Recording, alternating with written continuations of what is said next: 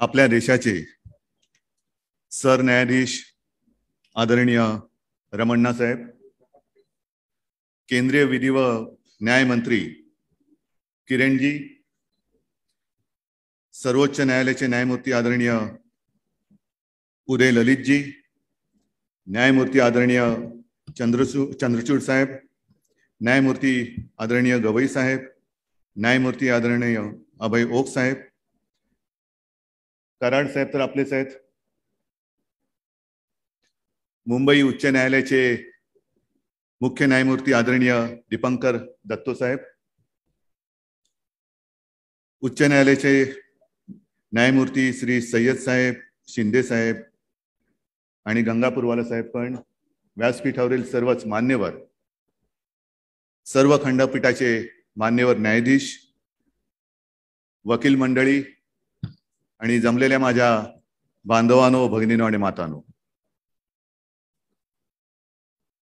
एका अप्रतिम न्याय मंदिराचं आज लोकार्पण होते आणि लोकार्पण करताना किरणजी आपण जे बोललात ते बरोबर आहे की भूमिपूजनाच्या वेळेला मी नव्हतो, पण झेंडा लावायला मी आलो.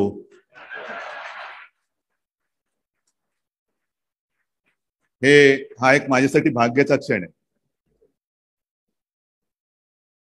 आणि या इमारतीबद्दल आपण सगळ्यांनी ऐकलेलं आहे. विशेषतः या शहरातील सर्व जे या विषयाशी संबंधित आहेत, ते विधितज्ञ आहेत, कायदाप्रेमी आहेत, त्यांना या खंडपीठाचा इतिहास संपूर्ण माहिती आहे. गवई साहेबांनी जो सांगितला आणि ही इमारत पाहिल्यानंतर मला असं वाटतं, थोडंसं वेगळं बोलतो मी, की ही इमारत पाहण्यासाठी सुद्धा लोक आली पाहिजेत. त्यांना पकडून आणण्याची वेळ येता कामा नये. आपल्या मराठीमध्ये एक म्हण आहे, शहाण्याने कोर्टाची पायरी चढू नये. पण आता होतंय असं की या कार्यक्रमाच्या निमित्ताने, अरे मी पुढे काय बोललेलो आहे का?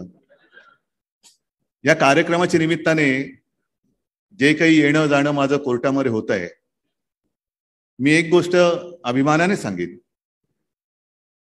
की दीपंकर दत्तोजींनी परवानगी दिली म्हणून आपल्या मुंबई कोर्टाची जी एक अप्रतिम वास्तू आहे ब्रिटिशांनी बांधलेली, ती आपण जनतेसाठी खुली केली. Heritage walk.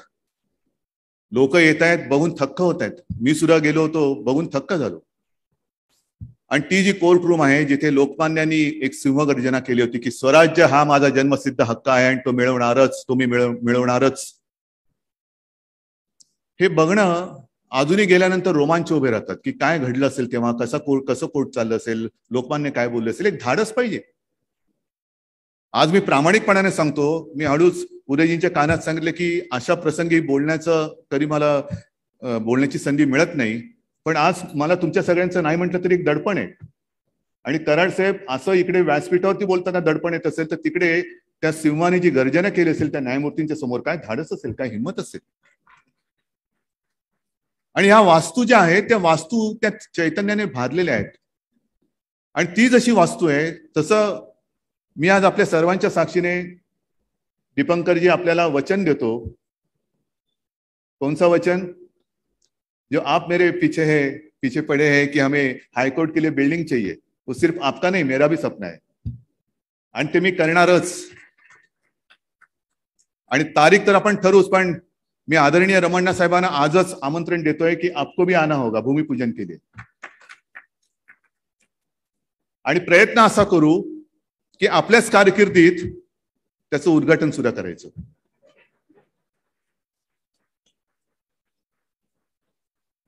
नाही, हे मी का म्हणतो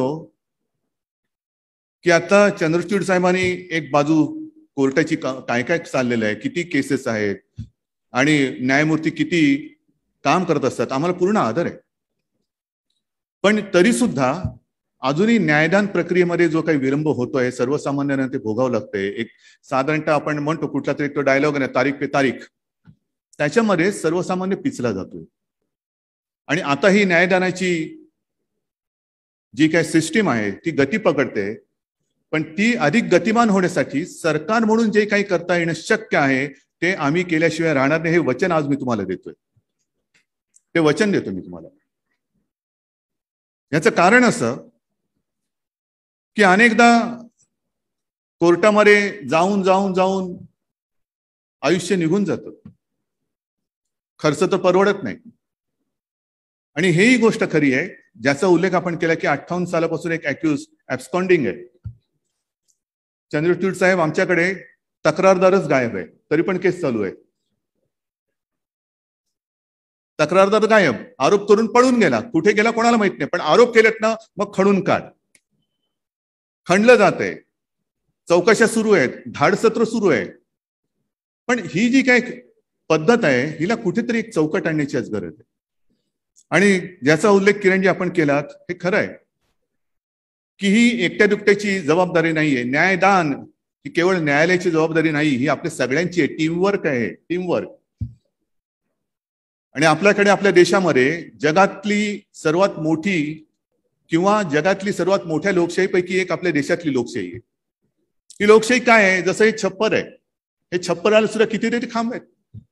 या प्रत्येक खांबाचं कर्तव्य आहे की त्यांनी छत पेलायचं, आणि ते छत त्यांनी पेललंय म्हणून आज आपण इकडे कडाक्याचं ऊन असलं तरी सावलीमध्ये पंख्याची हवा घेत व्यवस्थित बसू शकतो. आणि तीच जबाबदारी आपली आहे.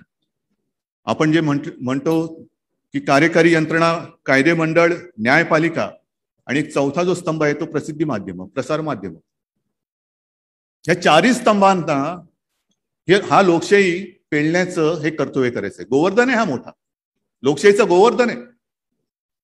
आणि असं म्हणतात त्यावेळेला श्रीकृष्णाने आपल्या करंगळीवरती गोवर्धन उचलला होता, पण त्याचे सगळे जे गोपी होते, सवंगडी होते, त्यांनी आपापल्या परीने आपापल्या काठ्या या उचलून त्याच्या खाली धरल्या होत्या आणि त्यांच्या सगळ्यांच्या एकत्रित ताकदीवरती तो गोवर्धन उचलला गेला आणि ते जे काही संकट होतं ते दूर गेलं. मग आज आपल्याला हेच काम करायचंय. आपण हे चारही स्तंभ, या स्तंभांवरती एक जबाबदारी आहे. दबाव हा आहे, जरूर आहे. तो माझ्या लोकशाहीचा आणि माझ्या सर्वसामान्य जनतेचा आहे की आम्हाला न्याय पाहिजे असेल तर न्याय हा आम्ही तुमच्याकडनं अपेक्षित करतो आहोत. तुमचं कर्तव्य आहे आम्हाला न्याय द्या. आणि मला दुसरा कोणताही दबाव, मला नाही वाटत एवढे काही आपले स्तंभ कमकुवत झालेले की कोणत्याही दबावाने ते स्तंभ कोलमडून पडतील. कारण यातले एक जरी स्तंभ कोलमडला तरी अख्खं लोकशाहीचं छप्पर कोसळून पडेल. आणि मग जे काय होईल ते मग किती खांब लावले तरी मला ते पुन्हा उभा करता येईल असं मला वाटत नाहीये. मी एक गोष्ट समाधानाने सांगू इच्छितो की ज्या काही गोष्टी न्यायदानासाठी, न्याय प्रक्रियेसाठी सरकार म्हणून करता येणं शक्य आहे ते मी करणार असं बोललोय. म्हणजे काय करणार नेमकं? काही काही छोट्या छोट्या गोष्टी. अजूनही आपल्या काही गावांमध्ये, खेड्यांमध्ये पोलीस स्टेशन्स नाहीयेत. मग ती पोलीस स्टेशन्स आम्ही करतोय. आता 1-2 दिवसापूर्वीच अमरावतीमध्ये आपण अचलपूरमध्ये तिथे पोलीस स्टेशनची लोकार्पण केलं. पोलीस स्टेशन आणि पोलीस स्टेशनच्या बाजूलाच पोलिसांसाठी निवासाची सोय. नाहीतर पोलीस पण असाच आहे, 24 तास ड्युटी ड्युटी ड्युटी. घरी जायचं कधी आणि परतायचं कधी? घरी येण्या जाण्यामध्ये जर का त्याचं आयुष्य जायला लागलं तर तो ताजा तवाना होऊन जनतेच्या सेवेसाठी पुन्हा उभा राहणार कधी? म्हणून आपण पोलीस स्टेशनची निर्मिती करतो आहोत, त्यांच्या बाजूला त्यांची निवासाची सोय करतो आहोत. एवढंच नाही तर आणखीन एक महत्वाची गोष्ट मी सांगेन, अभिमानाने सांगेन की अनेक पोलीस हवालदार निवृत्त होईपर्यंत हवालदारच राहतात. तर ते रिटायर होईपर्यंत त्यातला माझा प्रत्येक हवालदार हा पोलीस उपनिरीक्षक झालाच पाहिजे असा आपण निर्णय घेतलेला आहे. आणि त्याचा मला अभिमान आहे की कदाचित महाराष्ट्र एकमेव असेल, पहिलं असेल, किंवा जे काही हाताच्या बोटावरती मोजण्या एवढी राज्य आहेत त्यातलं महाराष्ट्र एक राज्य आहे की पोलिसांना सुद्धा आपण त्यांच्यापर्यंत पोहोचवतोय. आणि त्याचा फायदा हा केवळ त्यांच्या व्यक्तिगत फायद्यासाठी जरूर होईल, पण त्याच बरोबरीने गुन्ह्याचा तपास करण्यासाठी सुद्धा जी एक अधिकाराची गरज असते ते अधिकार घेतलेली लोक हे आपल्याला अधिक मिळणार आहे. जवळपास 1.5 लाख लोकांना याचा फायदा होणार आहे. आणि त्यांचा फायदा म्हणजे आपल्याला कायदा सुव्यवस्था त्याच्यासाठी त्याचा उपयोग होणार आहे. ह्या काही गोष्टी आपण करतो आहोत. हे गेले 2-3 दिवस, म्हणजे हा निर्णय आपण गेल्या दसऱ्याच्या दिवशी घेतला. गेले 2-3 दिवस माझं तर याच विषयामध्ये माझे कार्यक्रम चाललेले. आज आपल्या समोर आलोय. कालच 3 DNA लॅब, मग ती फोरेन्सिक असेल, त्याच्यानंतर वाईल्ड लाईफ. गवी साहेब विदर्भामध्ये आपल्यालाही कल्पना आहे, सगळ्यांनाच कल्पना आहे की अवैध शिकारी या खूप होतात. मग त्यांचं DNA टेस्टिंग, मग ती लॅब आपण नागपूरमध्ये सुरू केलेली आहे. मग ही देशातली तिसरी लॅब आहे. डेहराडून, हैदराबाद आणि त्याच्यानंतर नागपूर. आणि काल 3 फॉरेन्सिक लॅबचं आपण एक लोकार्पण केलेलं आहे. तर अशा ह्या काही गोष्टी आपण करतो. महिलांवरती अत्याचार हा एक मोठा विषय सध्या आपल्या देशामध्ये फार भयानक पद्धतीने दिसू लागलेला आहे. आणि त्याच्यात सुद्धा आपण जे काही बघतो आहोत की काही वेळेला ज्या महिला दुर्दैवाने त्यांना रात्री राहायला जागा नसते, असहाय्य असतात, बेघर असतात, मग त्या फुटपाथवर कुठेतरी झोपतात, कुठेतरी आडोशाला झोपतात आणि मग ते नरभक्षक किंवा नराधमांच्या त्या वासनाकांडाला बळी पडतात. मग करायचं काय? म्हणून आपण सुरुवात केलेली आहे, मुंबईमध्ये सुरुवात केलेली आहे की अशा ज्या काही माझ्या माता भगिनी ज्यांना घरच नाहीये, छप्परच नाहीये, त्यांच्यासाठी सुद्धा एक निवाऱ्याची सोय आपण मुंबईमध्ये ती सुरू केलेली आहे. या अशा काही गोष्टी करतोय. हा, गुन्हा घडल्यानंतर लवकरात लवकर न्याय मिळालाच पाहिजे, बरोबर आहे, पण तो गुन्हा घडूच नये याच्यासाठी सुद्धा आपण प्रयत्न केले पाहिजेत. गुन्हा घडताच कामा नये. समाजच आपला असा असला पाहिजे की मी म्हणेन, थोडस कदाचित चुकीचं वाटेल, पण मी म्हणेन की कोर्ट ही रिकामी पडली पाहिजेत. सॉरी रमणा साहेब, मैं कुछ अलग बोल रहा हूं, लेकिन मेरा कहने का मतलब यह है की समाज एवढा सुधारला पाहिजे की गुन्हेगारी प्रवृत्ती आहे तीच आपल्यातून नाहीशी झाली पाहिजे. असा काहीतरी एक समाज आपण बनवू शकतो की नाही, हे मोठं खरं आव्हान आहे. हे एक मोठं आव्हान आहे आणि त्याही दिशेने आपण 4 स्तंभांनी एकत्रित येऊन विचार करण्याची गरज आहे.